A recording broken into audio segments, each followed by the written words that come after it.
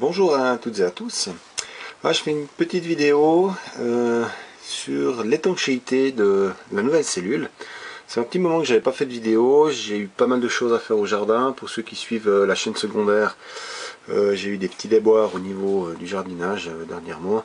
Donc j'ai pas mal perdu de temps à ce niveau-là. Et dans le futur, là, j'ai un petit changement d'emploi qui va suivre. Donc pas certain que j'ai encore beaucoup de temps ces prochaines semaines pour faire beaucoup de vidéos sur ce genre de projet. Mais vous inquiétez pas, d'ici peu de temps ça reviendra. Je voulais juste quand même, voilà, après, ça fait à peu près 2 semaines que je l'ai monté, peut-être 3 maintenant. Je l'ai laissé brancher sans l'utiliser, hein, donc sans mettre sous tension, mais uniquement laisser le liquide. Et on voit que l'étanchéité, c'est vraiment pas le top.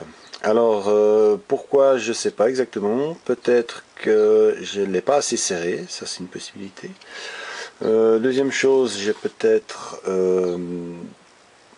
des défauts au niveau des coupes. Donc c'est peut-être pas très étanche au niveau du découpage. Je vais la démonter de toute façon. Ici j'ai de la mèche. Quelqu'un m'a donné de la mèche sauf erreur, c'est du 120, sauf erreur, 120 mèches, pour essayer de refaire la séparation avec ce genre de produit. Donc je vais voir ce que ça donne. Mais là on voit bien que y a pas mal de... Voilà, on voit que c'est pas très étanche.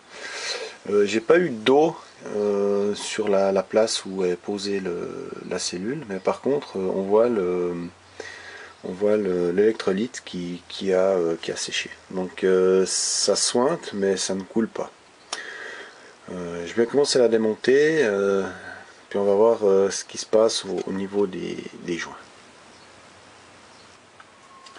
Voilà, j'ai enlevé maintenant tout ce qui était boulon. Donc je vais essayer de l'ouvrir. Voilà, elle s'ouvre dans la moitié. Voilà, ça peut être mal comme ça. Alors, est-ce qu'on voit alors déjà ici, voilà. Qu'est-ce qui s'est passé?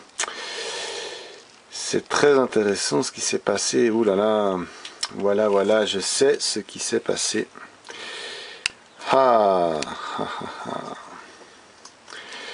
Alors, j'aurais... Ouh là là là là là là. Ok.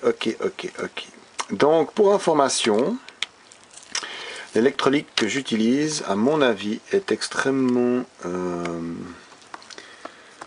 agressif au niveau du PET. Et on voit que le PET a complètement cassé.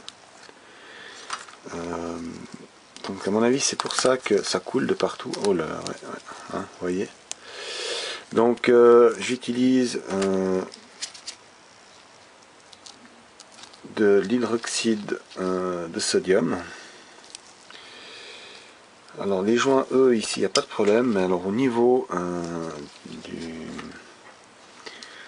du PET, donc le PET ne supporte pas l'hydroxyde de sodium. Donc je vais juste vous reprendre le produit pour vous montrer ce que c'est que j'utilise. Hein. C'est le même produit qu'on utilise pour développer les circuits imprimés. Voilà, donc c'est ça, hein, l'hydroxyde de sodium. Hein. Donc j'utilise ça et à voir, le PET ne le supporte pas. Donc pour ceux qui étaient intéressés d'utiliser cette technique là, eh ben c'est loupé. C'est complètement loupé. C'est décollé à la dernière plaque, donc celle-là ici ça joue. Bon, au niveau, bon, j'ai pas utilisé beaucoup, mais on voit quand même qu'il y a déjà quelques petites taches ici, hein, c'est pas exceptionnel. Mettre ça de côté, voilà. Et puis on va voir la suite, si c'est toutes les plaques comme ça qui ont cassé ou pas. Alors ça c'est intéressant. Ouais, non, c'est le même problème partout, hein. C'est incroyable. Hein, on voit ici, donc le PET a cassé. Donc le PET ne supporte pas avoir ce mélange avec d'électrolyte, hein, du hydroxyde de sodium. C'est assez incroyable.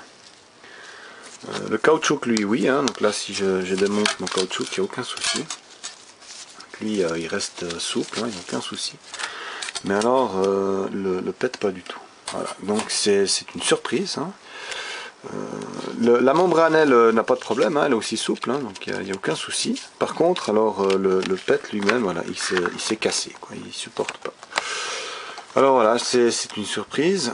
Si parmi vous, il y a des spécialistes des matériaux, j'aimerais bien connaître le pourquoi, c'est assez intéressant.